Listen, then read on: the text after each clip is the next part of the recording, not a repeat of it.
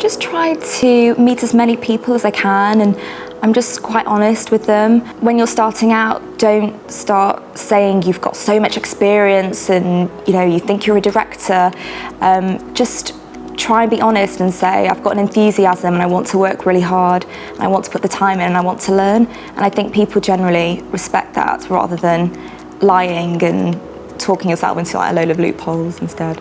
I've found out since that it's not just meeting someone who could give you a job, it's meeting someone who is a little bit ahead of you that can give you some advice and be a support network and even drop your name to people and say, oh, I've met Emma and she's lovely, you could try out her if no one else is available. And that's how I've got a couple of jobs since, is just hearing through a network of freelancers, oh, there's this job going that wasn't advertised. Been a couple of times recently where someone's got in touch with me but I'm already working in the day and a bit in the evening, so there's no physical time unless I don't sleep. In those situations I tend to think to myself, well, who else do I know that might be available and might do a good job? And I think that's paid dividends because I've helped a few other friends get jobs that way. I always think it reflects well on yourself if you say, I'm not available, however, let me help you, I recommend these people.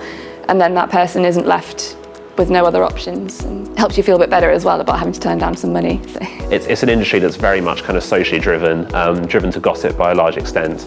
So I think having regular meetings, because it can be quite lonely working at home and doing freelance work, and you need to sort of make sure that you can be motivated and kind of go to industry events as much as possible, try and keep up a group of contacts within that field, because little bits of intelligence you find about what people are developing, about what writers are emerging, what theatre writers are breaking through is always very important.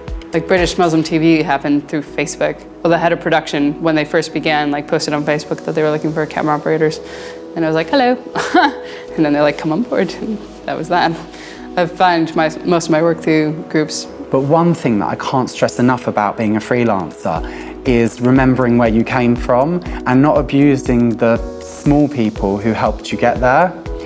And that's both the employers and also the colleagues you meet along the way. I'm only nearly 23, but I've been lucky enough to be in a position over the last few years to give people a hand up the ladder. And the reason I am where I am today is because people gave me a hand up the ladder.